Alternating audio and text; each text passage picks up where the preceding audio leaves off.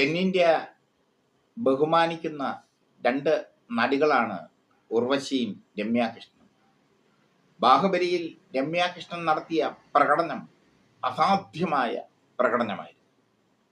ബാഹുബലിയിലെ വേഷം ചെയ്യാൻ രമ്യ കൃഷ്ണന് മാത്രമേ കഴിയൂ. യഥാർത്ഥത്തിൽ ശ്രീദേവിയായിരുന്നു ആ വേഷം ചെയ്യേണ്ടിയിരുന്നത്. ശ്രീദേവി അവസാന ഘട്ടത്തിൽ രാജമൗലിയുമായി ചെറിയ അഭിപ്രായ വ്യത്യാസങ്ങൾ ഉണ്ടാക്കുകയും രമ്യാകൃഷ്ണൻ ആ വേഷം ചെയ്യുകയും ചെയ്തു. രമ്യാകൃഷ്ണന്റെ ജീവിതത്തിലെ അവിസ്മരണീയ വേഷമായി മാറി ബാഹുബലിയിലെ വേഷം. ഉർവശിയെ പറ്റി പറയേണ്ടതില്ല. ഉള്ളഴക്ക് എന്ന ഒരു ചിത്രം ഉർവശി എന്ന് പറയുന്ന അഭിനേത്രിയുടെ അഭിനയ പ്രതിഭയ്ക്ക് ഉത്തമ ഉദാഹരണമാണ്. ആ ചിത്രം ഉർവശി അല്ലാതെ മറ്റാരെങ്കിലും അഭിനയിച്ചിരുന്നെങ്കിൽ പരാജയപ്പെടുമായിരുന്നു. അത് സമകാലിക കഥ. അതിനു മുമ്പൊരു കഥയുണ്ട്. രമ്യാകൃഷ്ണനും ഉർവശിയും തെന്നിന്ത്യൻ സിനിമയെ ഇളക്കി മറിച്ച കഥ. ഉർവശി തമിഴ് സിനിമയിൽ അരങ്ങേറുന്നത് മുന്താണൈ മുടിച്ച് എന്ന ചിത്രത്തിലൂടെയാണ്.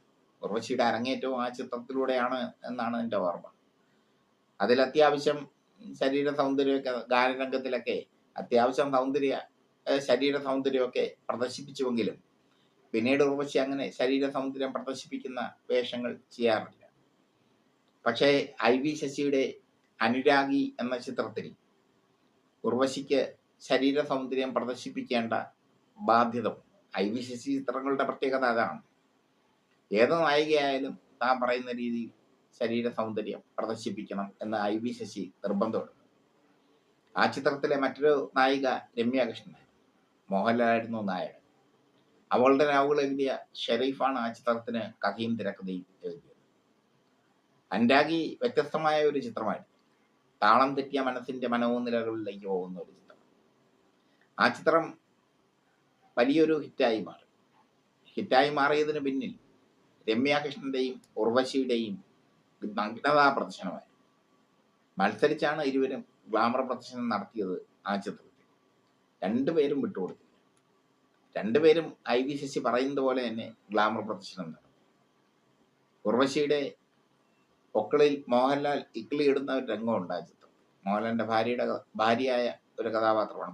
മോഹൻലാലിന്റെ ഭാര്യാവേഷമാണ് ആ ചിത്രത്തിൽ ഉർവശി. ആ രംഗമൊക്കെ IV ശശി കൃത്യമായി ഒപ്പിയെടുത്ത് പ്രേക്ഷകർക്ക് മുമ്പിൽ കാണിച്ചു.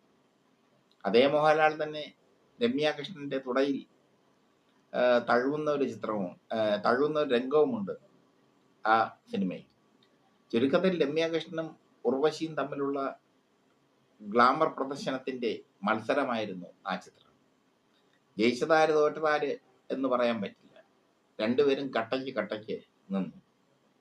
രണ്ടുപേരും ഉടുതുണി ഇരിഞ്ഞ് അഭിനയിച്ചു എന്ന് വേണമെങ്കിൽ പറയാം. ആ ചിത്രം വലിയ ഹിറ്റായെങ്കിലും പിന്നീട് മോഹൻലാലും IV ശശിയും ആ ചിത്രത്തിന്റെ പേരിൽ കുറെ കാലം പിണങ്ങി നിന്നതും ഒരു ചരിത്രം. പിന്നീട് ആണ് മോഹൻലാൽ IV ശശി ചിത്രങ്ങൾക്ക് ഡേറ്റ് കൊടുത്തത്. അനുരാഗി IV ശശിയുടെ ഒരു വ്യത്യസ്ത ചിത്രമായിരുന്നു. അവളുടെ രാവുകൾക്ക് ശേഷം ഷെറീഫ് എഴുതിയ വ്യത്യസ്തമായ ഒരു കഥയായിരുന്നു. ആ കഥ IV ശശി അതിമനോഹരമായി അഭ്രവാളികളിൽ എത്തിച്ചു. പ്രേക്ഷകർ അത് സ്വീകരിക്കുകയും ചെയ്തു. പ്രേക്ഷകരാണ്, കുടുംബ പ്രേക്ഷകർ ആ ചിത്രത്തെ നിരസിച്ചെങ്കിലും യുവതികൾ ഒക്കെ ആ ചിത്രം കണ്ടു എന്നതാണ് ഒരു യാഥാർത്ഥ്യം. എന്തായാലും ഇരുവരും നഗ്നത കാട്ടി ഉടുതുണി ഉരിയാൻ മത്സരിച്ച ഒരു സംഭവം അനുരാഗി എന്ന ചിത്രവുമായി ബന്ധപ്പെട്ടിട്ടുണ്ട്. ഓരോ ചിത്രവുമായി ബന്ധപ്പെട്ടും ഓരോ കഥകളുണ്ട്. ആ കഥകൾ യാഥാർത്ഥ്യവുമാണ്. യാഥാർത്ഥ്യമായ കഥകളുമായി സിനിമ കേരള എപ്പോഴും നിങ്ങളുടെ